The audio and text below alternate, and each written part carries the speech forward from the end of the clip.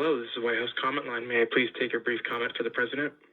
Hi, yes. I just wanted to let Kim Jong-un know that the only thing more embarrassing and disgusting than being a pet is being a... Oh, wait, hang on.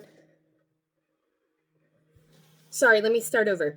The only thing more majestic and glorious than being a pet is being the greatest of all pets who has the perfect shade of orange and who doesn't even smell when he poops his pants.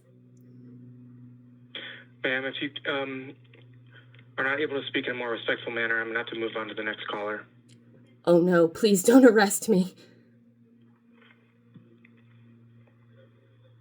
I know he's taking away... So real quick, that was my second time making this call. The first time they caught me off guard because they picked up immediately, and they've never done that before. I've always been told at least, like, you're the next person in line. So I wasn't recording when they, like, said, hi, welcome to the White House. And then they hung up on me, like, halfway through my spiel, who's the perfect shade of orange and who doesn't even smell when he poops his pants. They hung up on me, which they've never done before. So I called back and tried again, got someone different, and then that happened. And if you've been watching me for any amount of time, you know that I've made this call about 20 times now, and they have never once hung up on me, nor have they told me that I needed to say different things. So, yay free speech. That was meant to be a joke call, but they actually demonstrated that they are cracking down even more on free speech. So, cool. Good afternoon, you reached the FCC. My name is Pam. May I help you? Hi, your call line's located in, like, the DC headquarters, right? I'm sorry, say that again? This call line is located physically in the DC headquarters, like where Mr. Carr is? This is the FCC building. It's the FCC building in DC. Right, I just didn't know if there was, like, more than one location. I just wanted to make sure, because I didn't know the best place to get a message to Mr. Carr, so I figured this was it.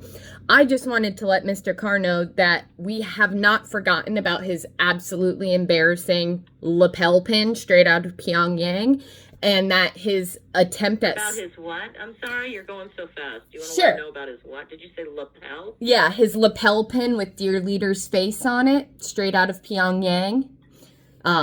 You know, what we do in dictatorships, not in the United States of America, wear dear leader's face on our lapel instead of the American flag. We haven't forgotten about that. And that his attempt at stifling free speech, that makes him a traitor to the Constitution, and he's going to go down in history as an absolute beta loser. He should be absolutely ashamed of himself, and the country will be ashamed of him for generations to come. So, can we get that message to Mr. Carr, please? I cannot, but you can file it on our website. I can't personally get a message to him, but if you go to consumercomplaints.fcc.gov and go to the bottom of the page where it says tell us your story, those are reviewed by the FCC. So they perhaps would be able to get that to him. Perfect. I've documented your call for you today, no problem. Fantastic. All right, I will do that. Thank you very much. You're welcome. Have a good day. Good afternoon, this is Congressman Harris's office. Hi, I'm calling in regards to Mr. Harris's role on the House Judiciary Committee. I am wondering what he's going to do about the fact that the DOJ is removing studies from their website as the president and vice president lie to the American people about the very information that they're removing from the website. The website just removed a study showing that white supremacy is outpacing all forms of terrorism and extremism in the U.S., which is obviously a right-wing ideal. And simultaneously, the president and vice president are going on national TV saying that left-wing violence is the issue in this country. So I'm wondering what he's going to do about the fact that they're blatantly lying to us and hiding the evidence. Yeah, that was the congressman from Minnesota that brought that up during the hearing. Yeah, I'm not entirely sure what that's all about. I mean, you could definitely call the. Well, I didn't hear from the DOJ congressman of. I didn't hear it from the congressman of Minnesota. I heard it reported on the news. But The DOJ has declined to specify the reason behind the removal. They have not denied that they removed it.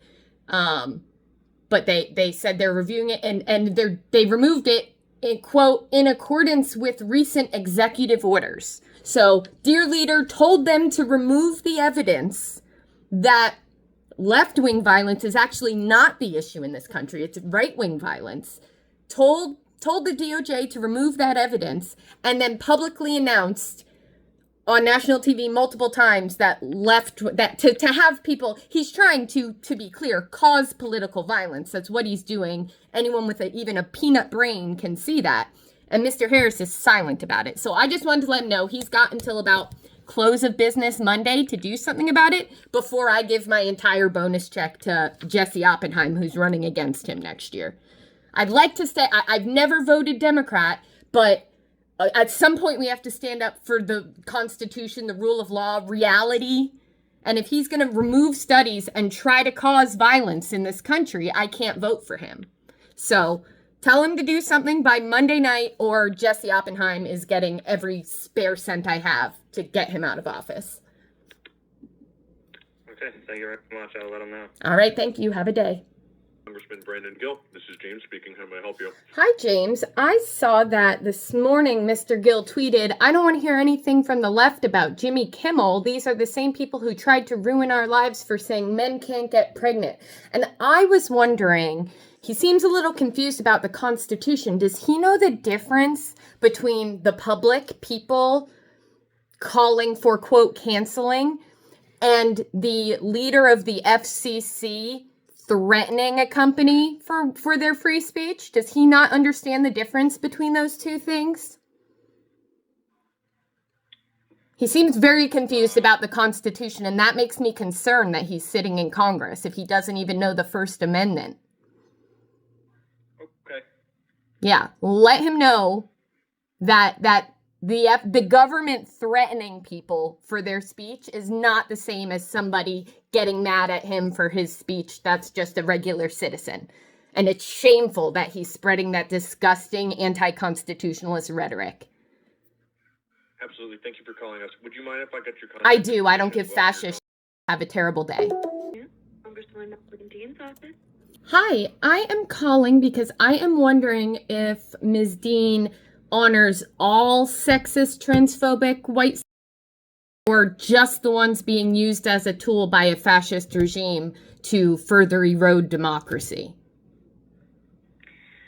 Ma'am, yes, I completely understand your opinion and your grievances. If you wouldn't mind, I can read you a statement that the Congresswoman prepared behind the context for her vote. Would love to hear it. Okay. Well, the Congresswoman disagrees with nearly everything and anything that Mr. Cook stood for. Her belief is that this is a resolution in the language of eulogy and to bring the political temperature down. Once Mr. Kirk is laid to rest, Congresswoman Dean will continue to fight against any and all of his offensive beliefs. See, that might be true if the statement was, hang on, let me pull it back up. If the statement was, this resolution condemns the assassination of Charles Kirk and all forms of political violence. But then there's a little number 2 in an asterisk that says, and honors his life, leadership, and legacy. And I don't know what planet Democrats in Congress are living on that they think they're going to be able to do anything to lower the temperature. They just keep trying to play nice and getting walked over by a literal fascist regime. They're going to go down in history as absolute failures. When are they going to stand up for us? Our country is falling, and they're sitting here honoring the legacy of a white. So tell her, shame on her. I'm going to do everything in my power to get her out of office next year because this is despicable. Enough. Enough is enough. Do their damn job. So have a day. Thank you. Hope you have a good day, ma'am. So the House voted on this morning, and the text says, the resolution condemns the assassination of C.K. and all forms of political violence. Okay, that's cool. I think they should vote for that. And honors the life, leadership, and legacy of C.K. That's the part we have qualms with, and that's the part that some Democrats wouldn't vote for. But guess how many did? 95 Democrats voted to honor the legacy and leadership of CK. Then there were another 38 that voted present. That means they were there, they voted, but they didn't vote yes or no. And then another 22 just didn't even bother to vote. Only 58 voted against, honoring the legacy and leadership of CK. And then the Senate passed this same bill with unanimous consent. That means they didn't even bother taking a vote because nobody objected to it. Not one in the Senate objected to it. So anyways, I'm going to leave a link to the roll call in the House in the comments so you can go see what your rep did. Congressman Courtney, how can I help you? Hi, I am wondering if Mr. Courtney always honors white supremacy or only the ones that are being used as a tool to further erode democracy. I can't speak on the congressman's behalf right now, but I can forward you his message. Are you Yeah, tell him he's an embarrassment to this country. He's failing our country. He's allowing our country to fall to fascism. And in fact, he's voting for it. He just voted to honor a sexist, transphobic white who is honestly a large part of the reason we're in the position we are right now. And he just voted to honor his legacy of bringing us to fascism. So tell him shame on him, and I'm going to do everything I can to get him out of office next year. Have a day. Sure, ma'am, you as well. Congressman Josh Harder, how can I help you? Hi, I am wondering if Mr. Harder always honors sexist, transphobic white or only the ones that are being used as a tool by a fascist regime to further erode democracy. Does he only honor those ones? Unfortunately, I can't speak to the congressman's views on that, but if you have a message, I'd be happy to pass it along to him. Yeah, my message is he's a disgrace, and he keeps trying to play nice with a fascist regime, and that's literally not worked for 8 months, 9 months now. It's literally not worked a single time, and they continue to do it, and Democrats in the House are almost as responsible as Republicans for our fall to fascism, and they should be ashamed of themselves, and I'm going to do everything I can to get him out of office next year. Wonderful. Thank you so much for your message. Hope you have a great rest of your day. Have Bye. it.